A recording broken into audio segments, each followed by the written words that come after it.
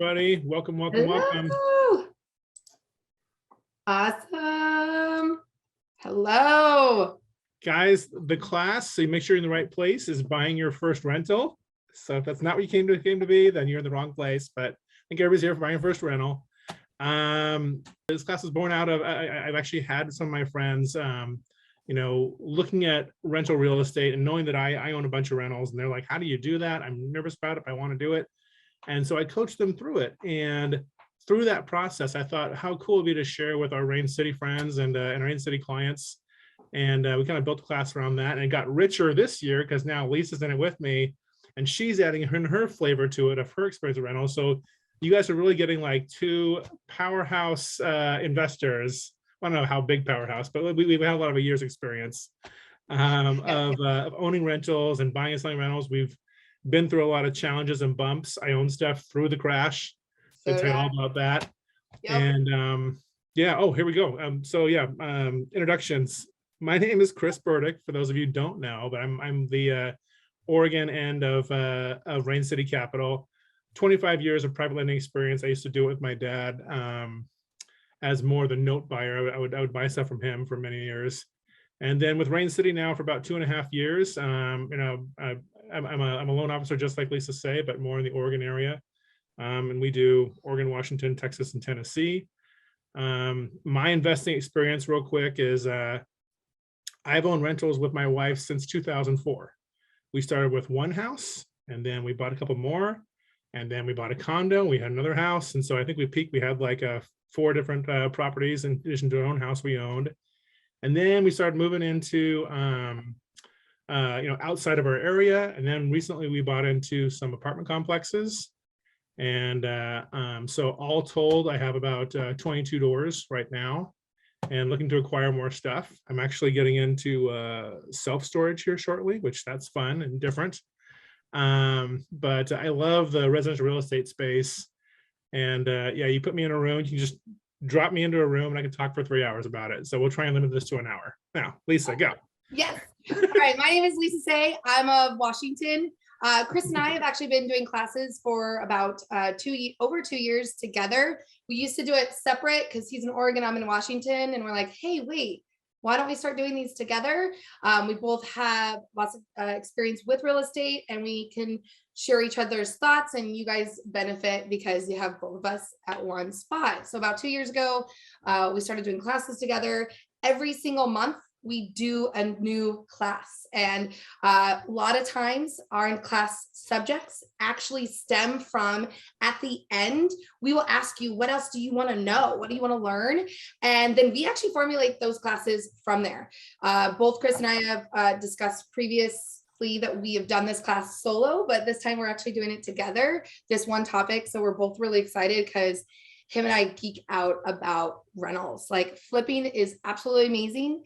And it's great to get instant like cash, but then long-term to have passive income and money while you're sleeping, rental is where it needs to be. So Chris and I, we have a presentation, but him and I have so many stories that we're going to try our best to make sure we like stay on track. But this class might actually stem into 2 because this is the main goal of this class is to motivate you, to get you excited, to get you information about how do I achieve my first rental and where do I need to go? Because let's face it, you can Google all you want, but sometimes it's just hearing from normal people and people in the business like, hey, they did this.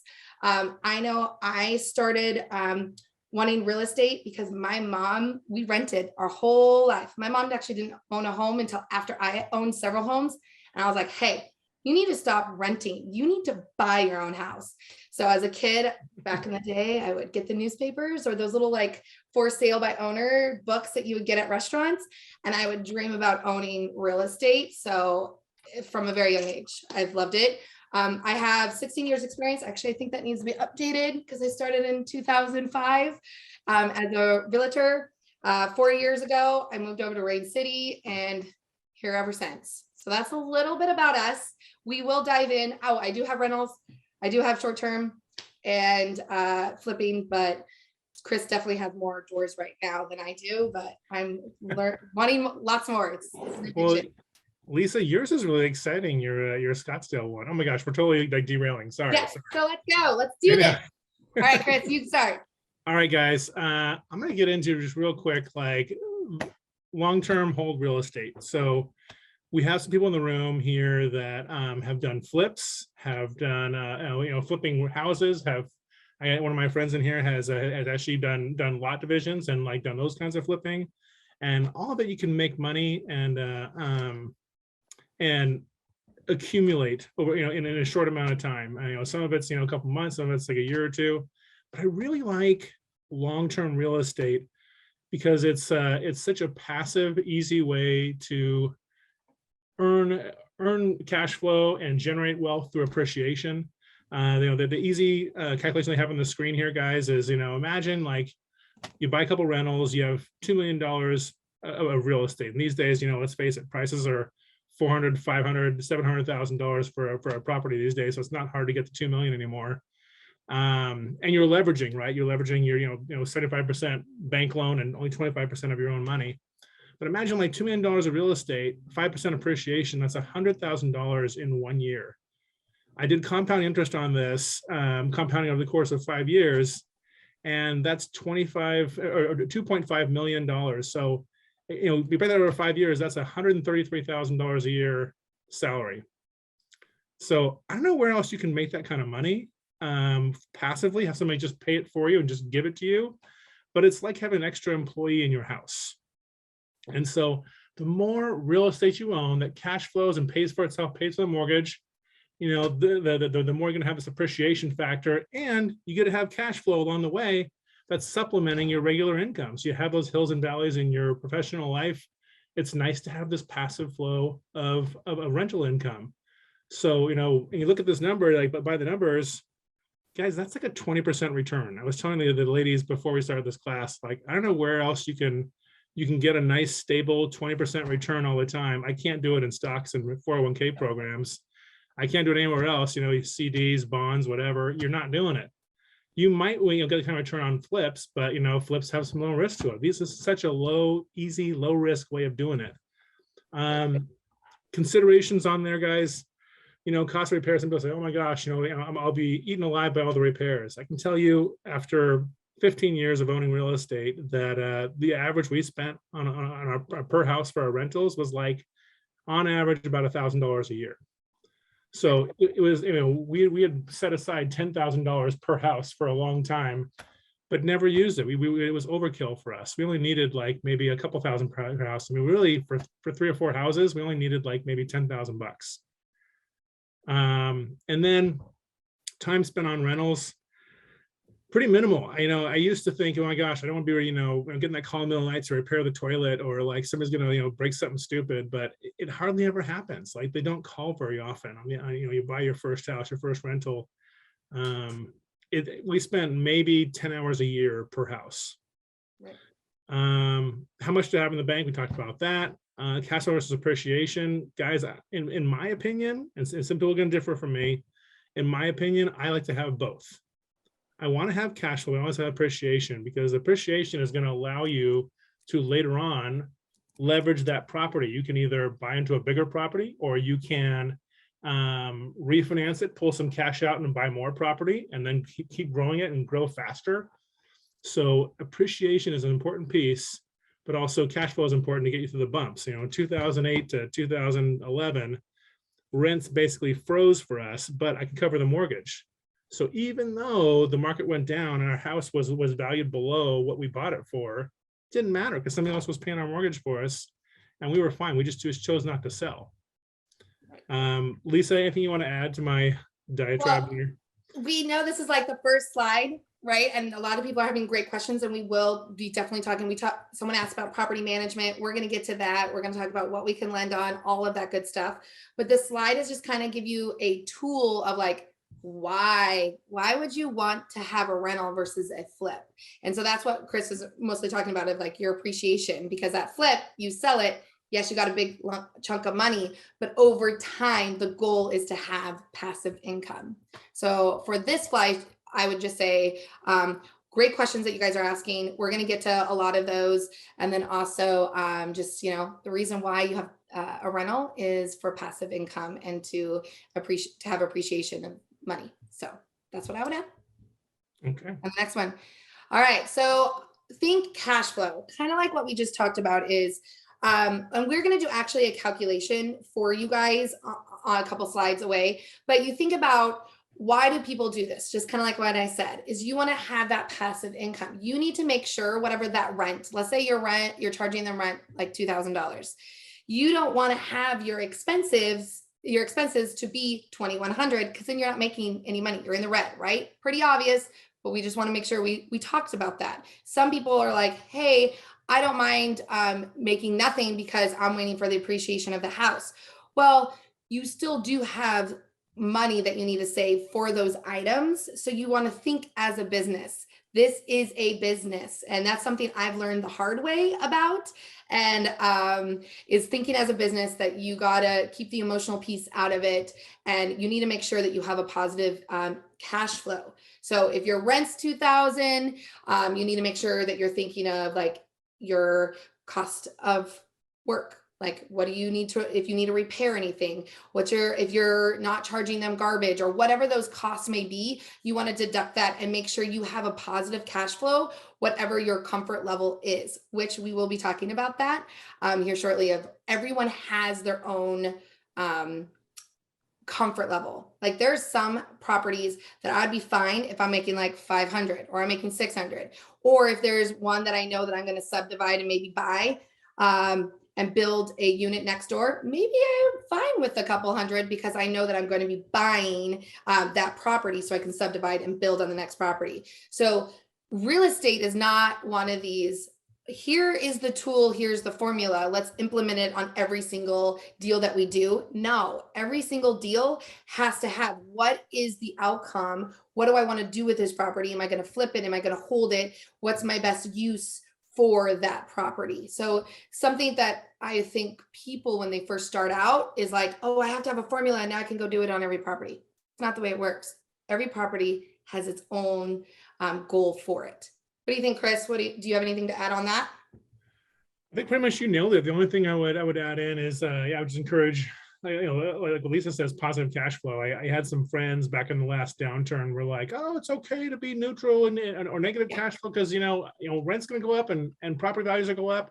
What happened to those guys is that the market crashed, the values went down, and they had these high leverage loans. They couldn't do anything. They couldn't get out of them. They couldn't go anywhere. And like some of their, and then they had these, and it basically had a nut. They had to feed the property because they were negative.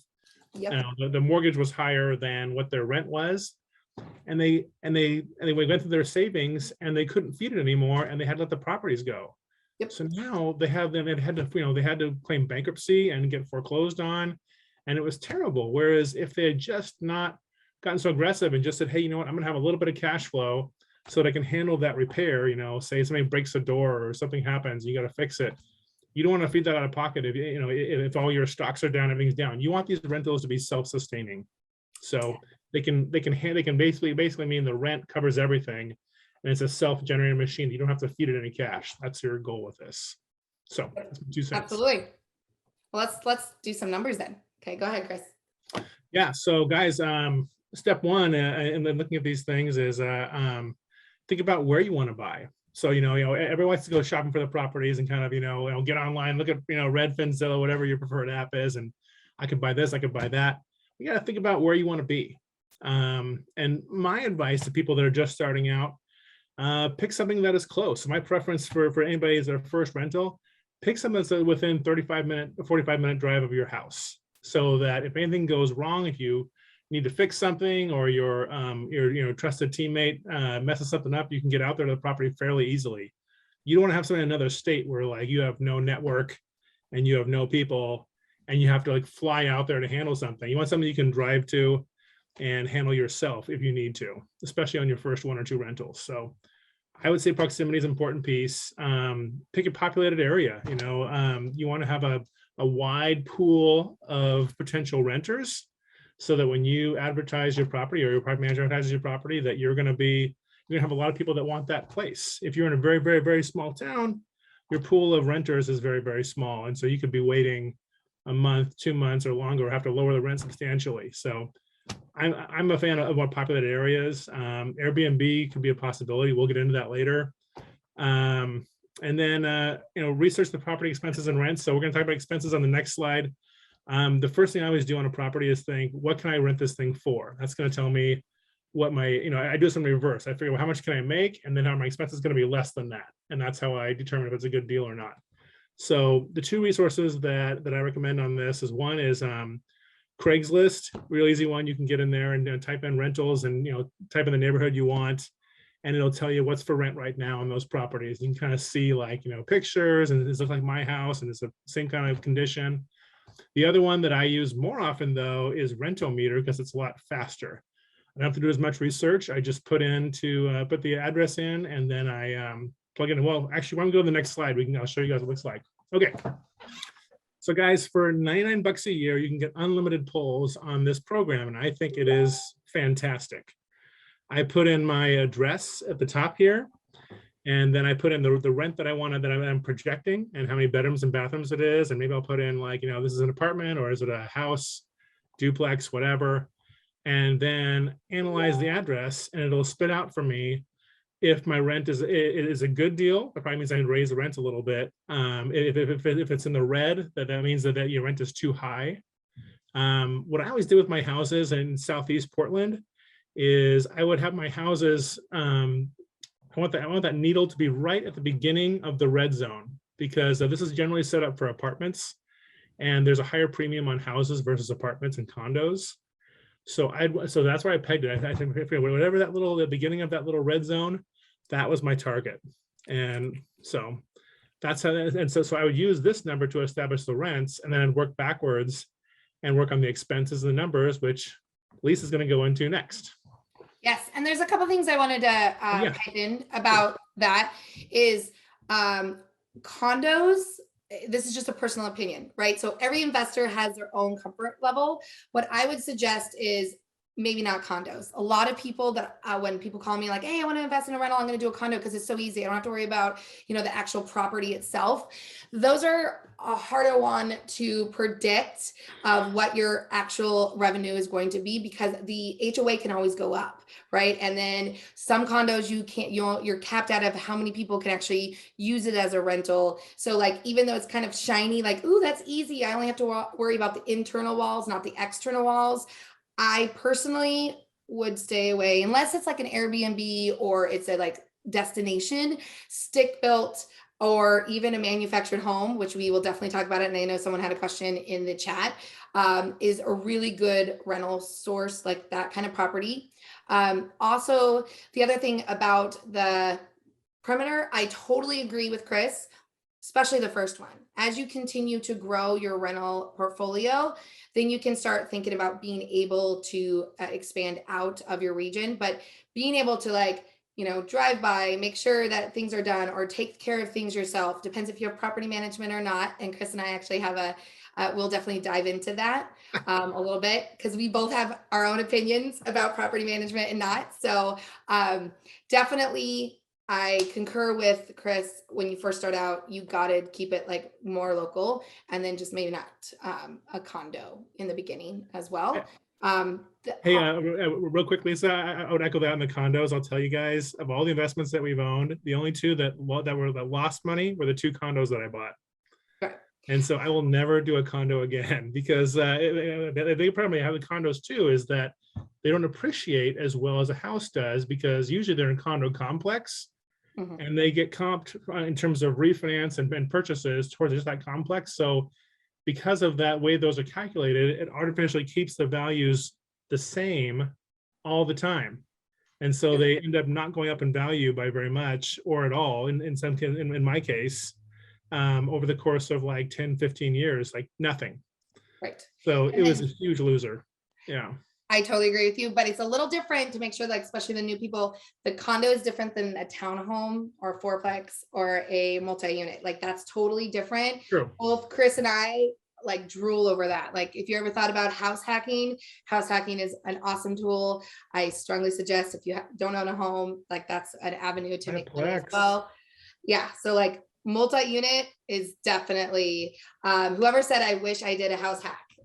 Amen. Any young person that talks about owning a house, I'm like, no, you don't want to own a house. You actually want to do a duplex, and then you let someone else pay for the rent. You live there for a while, then you sell it or you keep it, and then you go buy another one. It's like house hacking is the best thing in the world. So Define house hacking. great question. So there's actually like two different ways to house hack. House hack is when you buy a duplex or a multi-unit and you live in one, and then you rent out the others. So the other people are paying for your mortgage. Does that make sense? Yeah. Yeah. And then, or house hacking, like a runoff of that is I always would buy a house. I would live in it for 2 years and then I would sell it because I would find an up and coming area, which I know some people will laugh about, but since I was in real estate, I knew what areas were the growth pattern. So owning real estate is all about like analyzing the area as well. Like I knew that area is going to grow. So I would move and my family every 2 years and we would just keep going up and we make a profit off of it. So house hacking is definitely a way to make a good liquidity. So anything, Cool. that's what I would add. All right. So let's move on to determining your oh, wait, actually, I think Chris's is this one's yours still. Go ahead, Chris. Oh, Oh, no, that was mine. Sorry, this is a new presentation for us. So Chris and I always want to make sure that we allow each other to like talk and present and everything. So one thing is you need to determine what is your house payment going to be. Okay, so after you find that pretty house that you want to rent out, you need to say, okay, how much do I need to put down? What is my payment going to be? Because you need to know your payment so then you can calculate your rents and how much you're going to make, and also, you know, repairs, taxes, and insurance, right? Because you pay for the taxes and insurance on it. So you need to make sure you're making money off of the property. One of the really cool tools to use, this is a great tool, and actually Chris told me about this one, is instead of going online and putting your information in and having all these lenders like drown you, you can actually kind of compare. Now, granted, does Rain City have a 30-year fixed program? Why, yes, we do. And you can keep it in your LLC. So do you need to have that? No, because we can help you. However, it's a really good tool to see, okay, what is the interest rate? So then when I tell you an interest rate, you're like, what? Why is that different? Because guess what? Interest rates on investment properties are higher than your residential one you own. So it's a really good tool to kind of say, okay, if I'm buying for 400,000, I'm putting X amount down, what is my payment going to look like? Then that way you know what kind of rents, because then you can go back to Renometer like Chris talked about and say, okay, I'm going to get, you know, $1,500 in rent. Will that pay for my taxes, insurance, repairs, and mortgage payment? Because if it doesn't cash flow, you don't want to do it. Okay. The other thing is determine if you want to use property management or not, or do it yourself. If you're doing property management, use Chris and I as a really good tool. We know a lot of great local property management companies that can help you. I don't know, Chris, do you and I want to have this little debate, or don't we have a little No. show? That's later. We have a whole nother slide on this, Yes. We'll leave for that one. So we'll talk about the pros and cons to that. But if you're using your property management, and let's say it costs, you know, $180 a month, you need to make sure you're putting that into your expenses. Okay. So just knowing your expenses, I can't stress that enough. So then that way you can determine your cash flow, knowing what you purchase for. Expenses. Hopefully there's a delta in there. Yep. Yeah. Always. Anything you want to add to this one? No, you nailed it. Yeah. Okay. I love it. All right, let's go.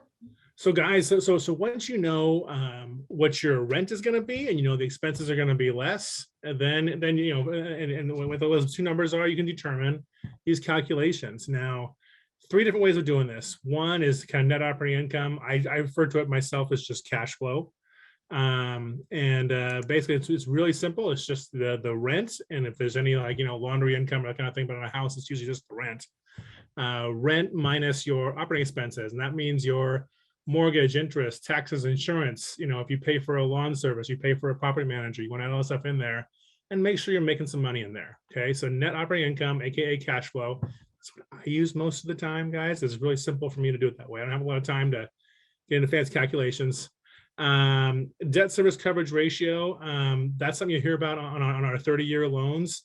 It's a fancy way of saying the exact same thing. It talks about cash flow. Debt service coverage ratio is operating income divided by expenses or debt service. And in our 30-year, for example, we want to have a 1.1 ratio, basically 110%. So if your rent is $2,000, your PITI can't be more than say $1,800. Okay, so it's basically 10% or so figure there. The cap rate is a little more fancy. Cap rate gets into you want your net operating income divided by the purchase price times 100.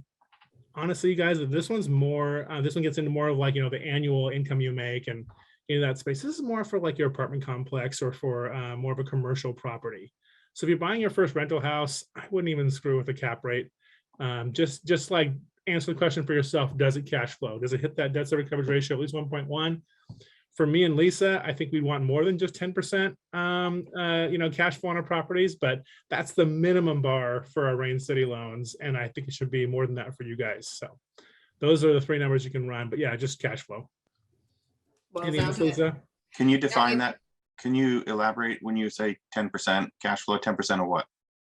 10% of the rent. So if the rent is $2,000, okay, and your expenses, are say like $1,800, that's $200 delta in there. So that's 10% of your $2,000, $200. Okay. So it wouldn't be a 1.1 ratio if like your PITI was like 1950 and your rent is 2,000. That's not enough. That's only $50. So you got to find a way to either get higher rent or lower your expenses down or pass on that property. Does that make sense? Absolutely. What we could do right now, Chris, I know that there's a couple of questions. Greta and Madeline, I know I can't see the screen. Does anyone have any questions on these specific ones? Because I know we've already kind of covered a lot and haven't paused. If anybody wants to like stop and ask a question, thank you, Matt, for doing that. Does anyone have a question before we continue to move on that? Yeah, while we're on this slide, Matt is asking, does your DSCR equal just PI or do you require taxes and insurance? Taxes and insurance. All included. All Yeah, included. they want you to impound. Guys, I've gone back and forth on this. I want to pay it myself. I want to do it myself. You know what happens? You end up either forgetting or it's more work. Okay. And like you think, it's like, oh, I'm going to save that money and invest in other things. Oh, come on. It's like saying you're going to floss every single day and every morning. Like you want to do it, but you're not going to do it every single time. Okay. So What are you talking about? I do it all the time. just set it and forget it. I mean, we're busy people. You don't want your rentals to be a drag on your time. So whatever you can do to automate, I say that's better every time. So like I always opt for impounding my taxes and insurance. That way it's out of sight, out of mind for me, especially when you have multiple doors. You don't want to be, oh God, did I pay this one or pay that one? And then, oh geez, now I need to pay $10,000 in taxes. Like that's not fun. No. Much better to just like have it impounded monthly. Yeah, that's my 2 cents. I totally concur 110%. And if any of our Texas borrowers on here, I know like areas, it's just not a thing in Texas to do it, but it is a lifesaver to just not worry about it. I totally concur with Chris. Just set it and leave it, because if you have one and you're constantly having to remember when you have to pay taxes, imagine if you have 10 units, like then you're going to be constantly, and it's going to become a bigger job. So just. And a bigger expense. All of a sudden you have this big hit with like your income. Like maybe what if you forgot to budget? You don't have, $3,000, $5,000, $10,000 in your account and taxes are due. And you're like, oh crap, what am I going to do? Exactly. Let alone your own taxes. Yeah. Oh, yes, correct. All right, cool. So we can go to, any other questions that we should touch base on before Can you guys say again what PITI stands for? Probably, go ahead, Chris, sorry. Principal, interest, like the principal of the loan. So you're paying the loan down a little bit. Interest is in the interest expense. Taxes, and you're making a little payment each month towards your taxes. Let's say your taxes are $2,000 for the year. You're gonna, do $2,000 divided by 12, and each month you're gonna pay a little bit towards that. So that's your PITI. So principal, interest, taxes, and insurance. And so whatever your insurance policy costs annually, divide that by 12. So you make your PITI, call it your PITI payment. That's 1/12 of those numbers. Perfect. Thank you. Andrew also has a great question. It's a bit of a longer one. He's running numbers. And he writes, here in King County, definitely nothing on the MLS is cash flowing from a normal rent price minus PITI, vacancy buffer, maintenance buffer perspective. But once he rolls the tax deductions and principal repayments, then it cash flows in terms of his net worth going up at the end of the day. Is this fake cash flow or is it still fine? You want me to jump on that? Okay. Well, So yeah, you go. You Great go question, first. Andrew. Thank you. that's a great question. And the reason why it stalls is it's on perspective, right? You're asking a question of what, in my opinion, what you said, it doesn't cash flow because you have to take out the taxes, insurance, and all that, and you're going to be paying for it. Yes, we want the appreciation of the property. And if you're like, hey, I'm going to sell, I know that this area is going to be popping and it's going to be subdivided or whatever the case I was mentioned before of like, we know that I can divide this property and I'm going to make money. So yeah, I can have it for 2 years and maybe I don't need to make as much because my end game is to actually sell it or keep it or whatnot. But like every month, in my opinion, if you are not in the positive cash flow, it's not worth it to me to keep it and hold it unless there's a specific reason that I know I'm going to sell. Like I know I just need to hold it. What about you, Chris? I would say the same thing. You know, it's funny, Andrew. I played this game with myself early on in my property investing too. I'd be like, wow, you know, my PIT is really like $1,500, but because the tax break is only like 1,000, so that's an extra $500. And yes, true. At the end of the tax season, that is it because you get that deduction. But on a day-to-day basis, you still got to have the money in your account, either from your own, you know, earnings of your job, or from that renter to pay that monthly mortgage every single month, right? And so, in practice, you still got to cash flow a little bit, in my opinion, because you get yourself in trouble if you start thinking, oh, I'm going to feed it, but then I'm going to get the big tax break at the end of the year. Trust me, you don't get a big fat refund check that you're gonna like, you know, just be spitting out money to your rentals to pay your rental and subsidize your rentals. Like it never ends up that way. You know? No, and if you do that for like 5 different loans, like 5 different houses, it seems like to me, everyone's tolerance and risk level is different, but that would be too risky for me, in my opinion. I had some buddies that leveraged like crazy to buy a bunch of things in 2006 to 2008. And it was like a house of cards. It just went down. And, I think, yes, any one of us that survived the 2008, I think we invest differently, right? Because of experience and knowledge than you would in the beginning. Because it's just when you get stinged a little, you're like, that's not going to happen. It can never go down 20%, 30%. No way. And then it does. And you're like, oh no, you know, so be a little conservative, make sure your property's cash flow. You know, don't do 100% leverage if you can avoid it. Yeah, anyway. I bought in December of 2007, and I swear to you, January 2008 was like, oh, what the heck just happened? And I had a house that I was going to flip, so I learned a lot. Let's just say that. Yeah. But, We just kept our houses back then. Oh, I'm sorry. Go ahead. Well, you know, I mean, I've been looking at, you know, multifamily and various things, and unless you buy, you know, a 120-year-old house in the bad part of Everett, I'm not seeing that they cash flow at all in King or Snohomish County. So I actually had been looking a little further away, but you know, I mean, you can't will there to be a property out there to buy. I don't. Right. Well, Janet, you bring up a good point. Like we suggest 45-minute radius, right? Or like an hour radius. But then if you are in King County or Snohomish, I know Chris is in Oregon and there's places in Oregon that are exactly the same way, that you actually do have to move out to then actually be able to cash flow and make money, like Spokane, Yakima, South Dakota, like all that. So you have to drive a little bit. So if you're okay to drive a little bit, then I would do it because you're right. It is hard to get properties in those counties. It's just unfortunate. I just was stunned. I was looking at some fourplexes and they weren't even close to cash flowing. It's like and they fly off the market. So obviously people don't mind buying things for just the appreciation, I guess. They're just in a different position of what their investment are. Maybe they will get burned. You don't know. So always invest what makes sense to you, because at the end of the day, you are the one that's going to be writing that check, not them. I mean, when I'm down at the auction and I see people buying houses for more than what like I would list it online, I'm like, what are they doing?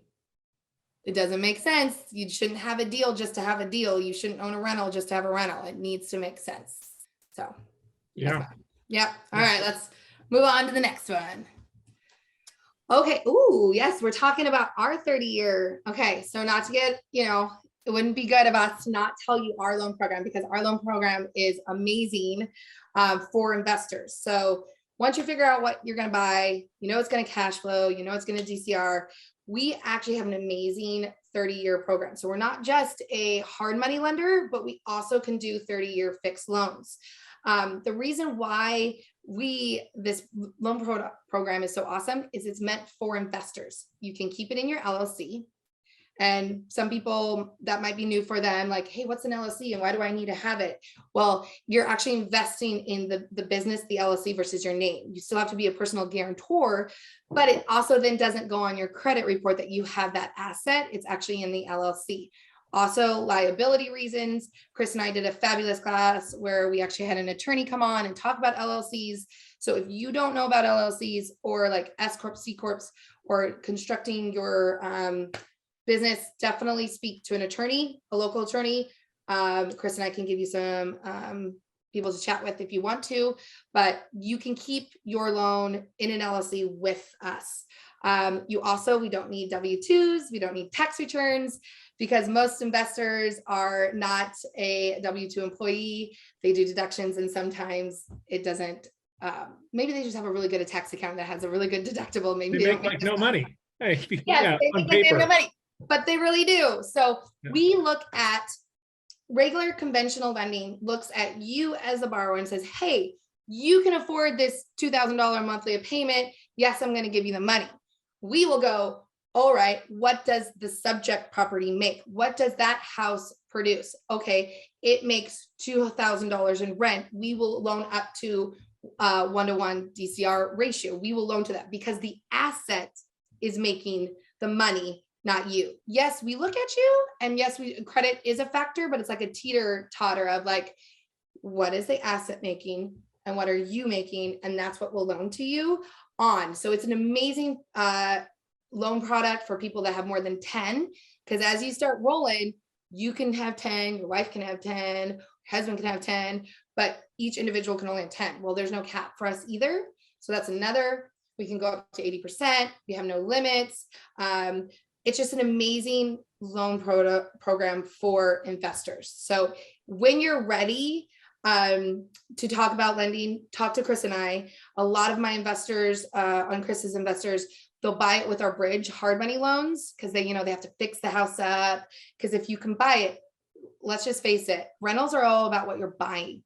What you're getting it in. Like that's the most important, in my opinion, and Chris will probably agree with me, is what you're buying the property at. If you're buying high, it's already high. You want to buy low. And the way to buy low is it needs a new roof. It needs, something that conventional financing can't loan on, but guess what? A hard money loan can. So we'll help you fix it up. We'll help you get it ready, get a renter in there, and then we'll take you out in the 30-year. So when this time comes for you, definitely talk to Chris and I.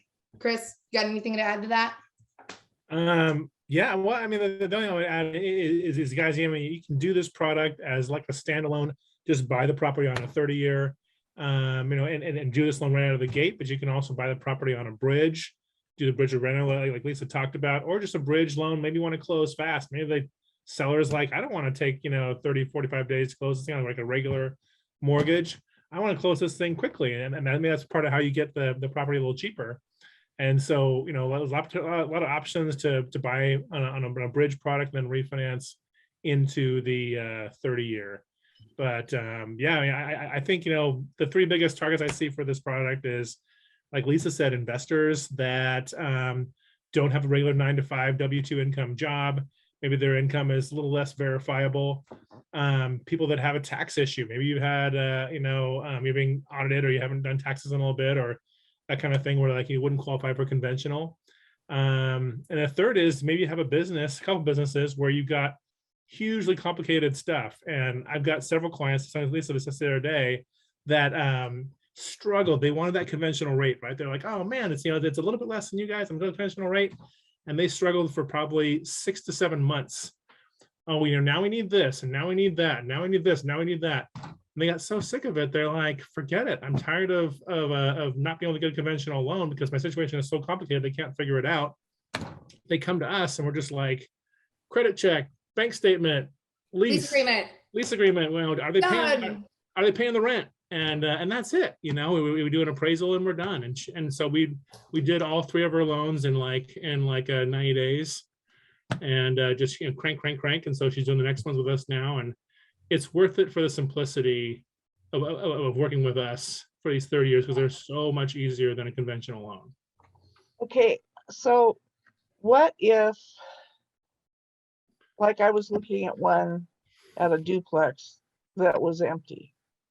And so is that a situation where you'd get the bridge loan from you guys and then get it filled up and then get the 30-year fixed, or how is that? Because sometimes they aren't filled up for whatever reason.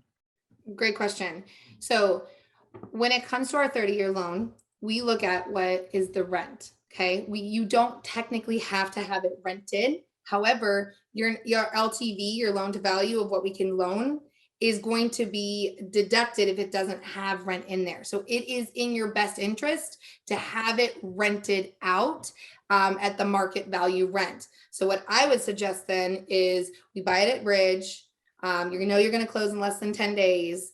Get it in there, try to get it as low as possible, get it rented, get it fixed up, because this property, our loan, you have to have it in a condition that a traditional lender would also need. Like can't have a roof problem. It can't have siding, anything that would be acceptable for bridge. It can't. It has to be a done finished product.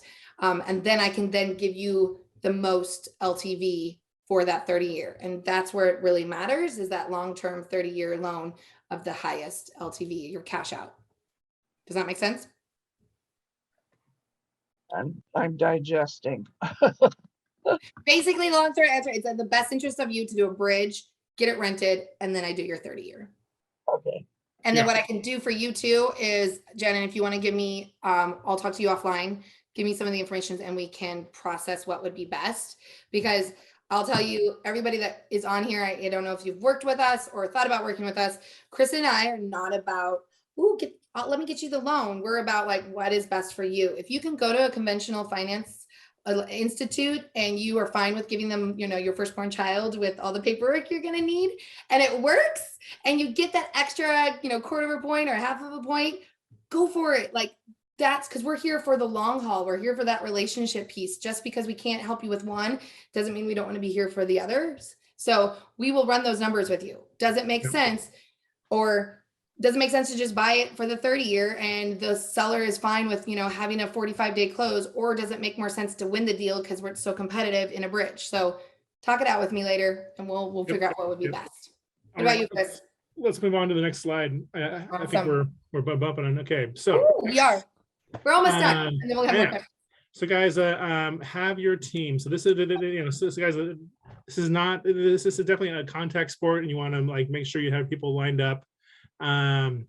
Realtor wise, have investor friendly realtor. So some realtors are all about I'm going to find a perfect home for you, and it's things that I like, and you want to have a realtor that does a lot of investment property and rental property, and is going to help you kind of think these things through. So investor friendly realtor. Lender, I think it probably goes without saying, but just in case, definitely want to get pre-approved in this market. So when you make your offer, you're saying that either through us, POF letter, proof of funds letter, or through a conventional lender, that pre-approval letter.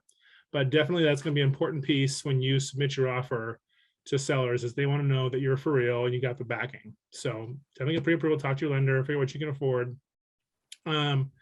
Contractor handyman, unless you are super handy, which I learned by error that I'm not. It took us 3-4 weeks to fix up our own house, our first rental with you guys. It was 3 weeks every night, 5:30 to 10 at night, sweat, summertime heat, I'll never do it again. It was awful. So after that, the valuable lesson was I don't like doing that stuff. So I need a good handyman contractor that can do that. He'll do it better than me and faster than me. Yep. So work that on your numbers. Have a good handyman, insurance agent. Have somebody that they can run quotes for you. Like, what's this going to cost? Honestly, though, I mean, I've done so many properties now. I don't even have to call anymore. I just know how much it's going to cost now. But when you first start doing it, you want to know. Like they'll say, "Oh, that's $400. That's $600. That's $1,000." And then you do it a couple more times, and you kind of get in the gist of like, I know how much it's going to cost after a while. But initially, you're going to be running them ragged. And you need to have somebody that's up for that. So make sure you get a good insurance agent on that front. Lisa, anything else you'd add? No, I just can't stress enough about a handyman. Like I am with you too, and I cannot do that. So I actually won't acquire a property if it's not in the budget where I can outsource it all, because I got 3 kids working full time. I can't do it all. Yeah. So stress the handyman. And if you don't have someone and you need someone, talk to us, because we can be a resource. Unless you love it, unless you're super handy and you're like, I love hammering things and putting my own floors in. I love putting in light fixtures. And if you love that stuff and that's like more fun for you than going skiing or water skiing or hiking or enjoying whatever, that's your hobby, great. Awesome. You'll Save you some money. Save you some money. Absolutely. Yeah. Okay, move on. All right. So the big one that I'll do that, because I know time is of the essence here, is don't get emotional.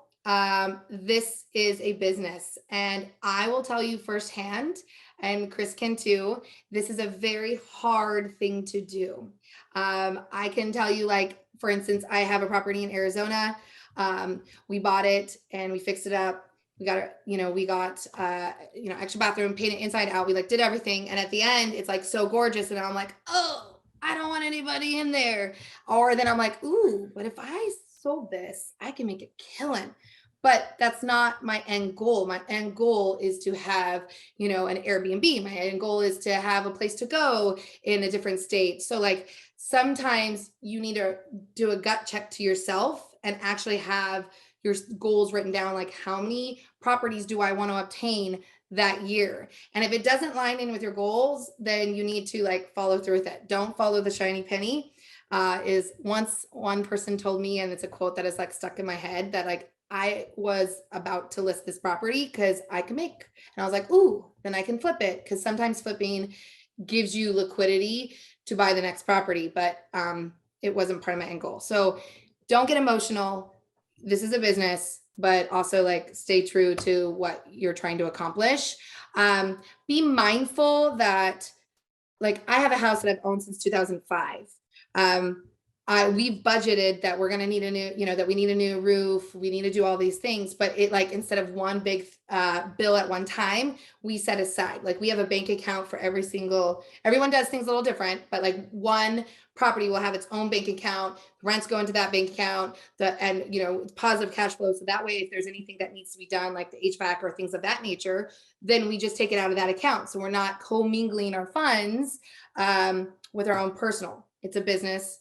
That's a property that is going to give you net income. So also the big thing too is when you put in an offer on a property, you really want to pencil out what you think you're going to make, know your numbers. The hardest thing though, sometimes, is just to do it. I know that's like cliche numbers, but like you can run numbers and do every calculation and on the websites that we possibly can. But sometimes the hardest thing to do is just to buy the property. It gets easier. And now sometimes it's like, oh, we bought a property today. So like, it's one of those, know your numbers and keep the emotional piece out of it. Chris, what do you think? Want to add any piece to it?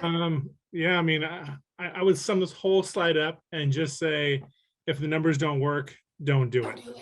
That's it. That for me, that's all it boils down to. I can think of the best house in the world, the coolest thing, but if the numbers don't work, like, don't force it. Just move on. Absolutely. Himanshu, you got a question?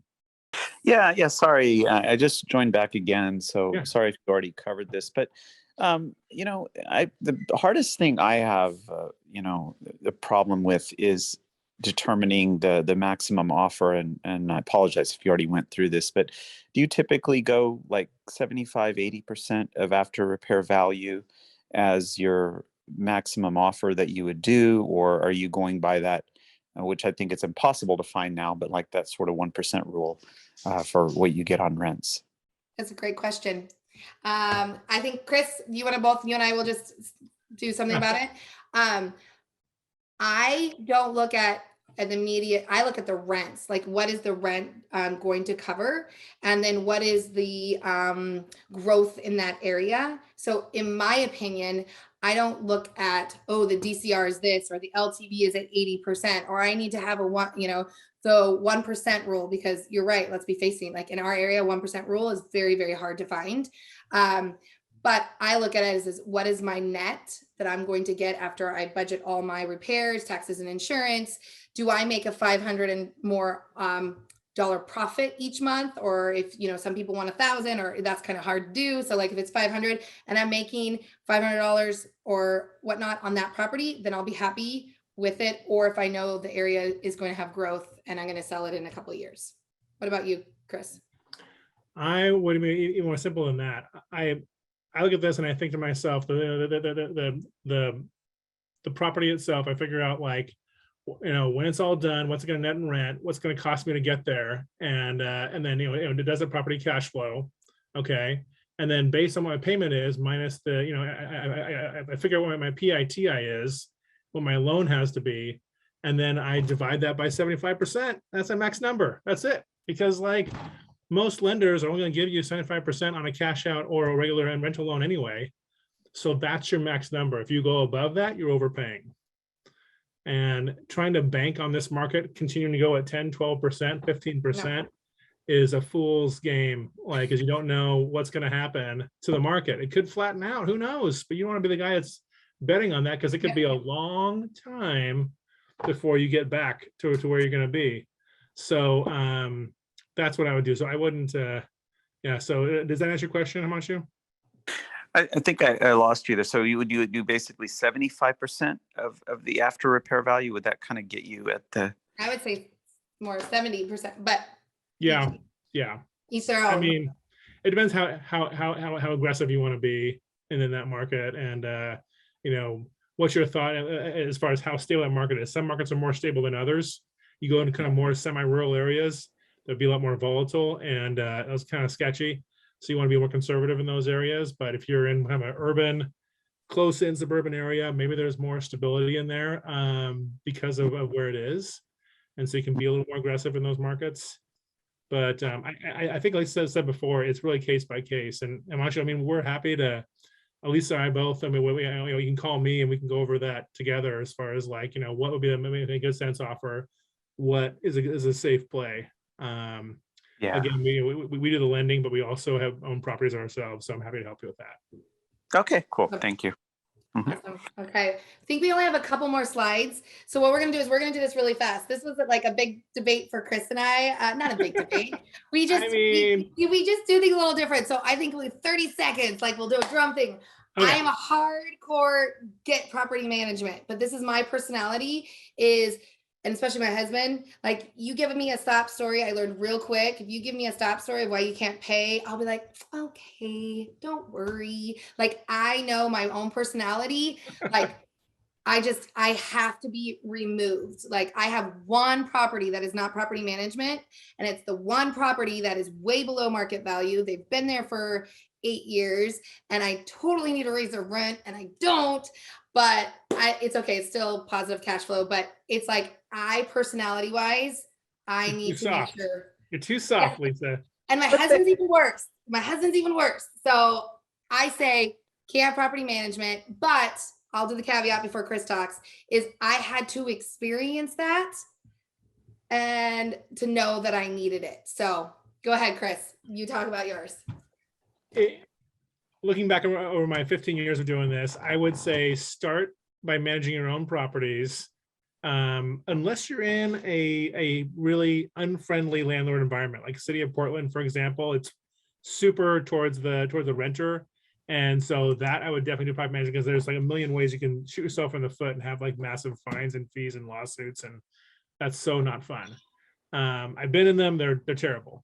But in general, I think self-managing for a little while is good, because it teaches you like generally what do things cost and like how often do things break, and like what are my tenants' issues they don't come up with?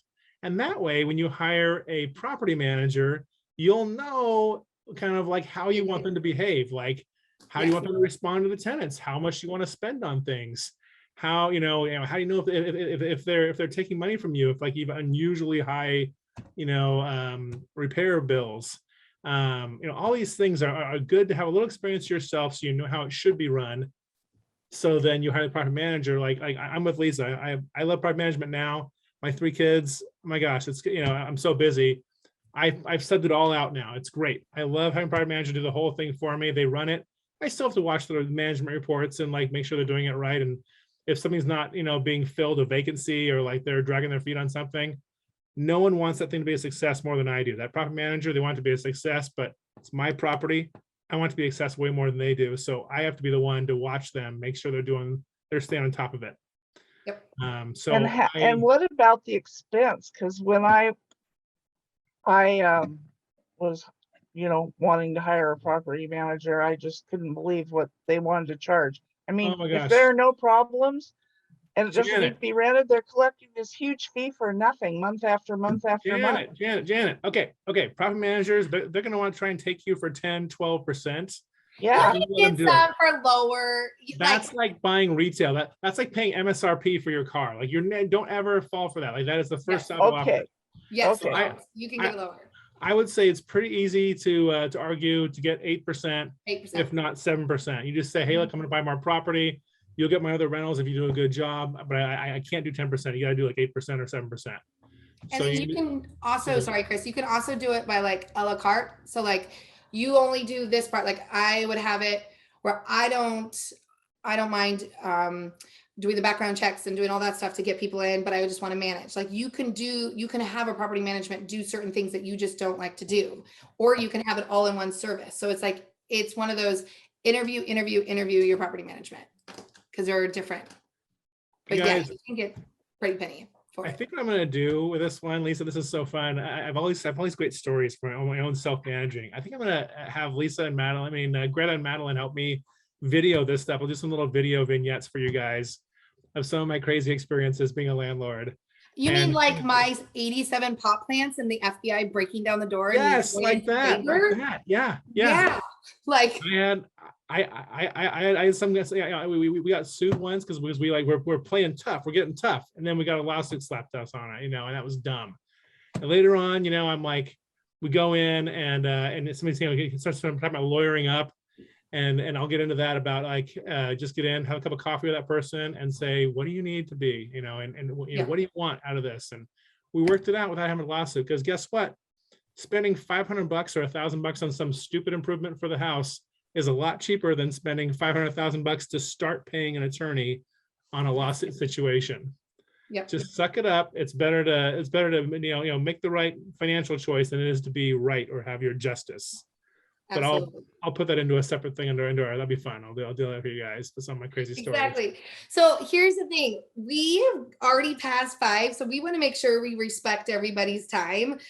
So we're, I think we only have like 2, we actually have like 1 slide left is, so I think what this slide is all about is just what we've also talked about is do not over leverage, buy within your means.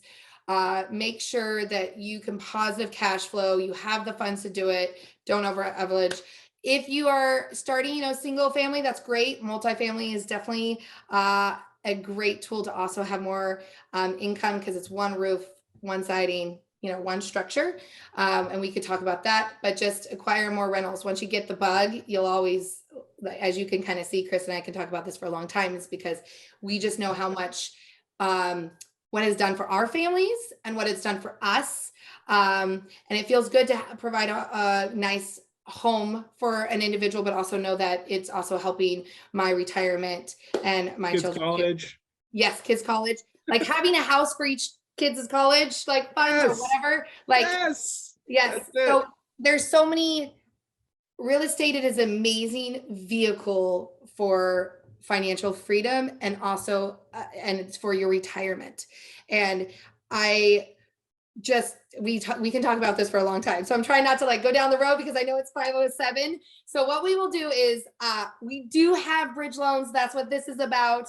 Talk to Chris and I when you want to talk about acquisition. Let's get you approved. Let's get you going. So then that way you can start finding a deal and be able to own real estate yourself. Chris, do you want to add anything about this? Because we do have a hard money 101 class that literally it's for an hour. We talk about hard money, what it is, how to utilize it, how to buy it for fix and flips, how to buy it for loans. And that's like a whole class in itself, like how to be successful using hard money. But those are basically our terms. Chris, what about you? Anything on that? I would add it's just to reiterate with a 30-year, that's a great vehicle to buy your first rental property. It's a really easy loan to get, and we'll help you guys find a good deal. A lot of lenders are like, oh yeah, just get the house, I want the commission. We're going to help you guys engineer a good deal for you that's a cash flowing asset that is going to be a good investment over time. And if you want to buy that property as a need some renovation, maybe get a deal on it so it becomes that wonderful asset, we can help out with that too. Do the 1-2 punch there with a fix and flip loan and the 30-year.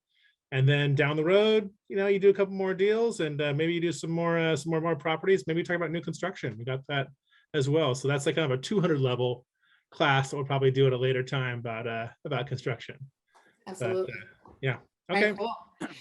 So these are right down we will stay and answer some questions on the side, but this is our contact information. I know a lot of you guys have it. Chris and I actually have our own Facebook group that it launched a little bit ago. We're trying to make it a little bit more successful because we want it to be a platform for people that have come to all our classes to be able to bounce off and be like, hey, I have a question about this, or this is what we're doing. We have tons. We've been doing it for a couple of years now. We have lots of pre-recorded that we did classes that you can get those. Like, it's a great tool to have. So join the group and write down our information. Chris, do you want to add anything to that? No, I would say let's open up for questions and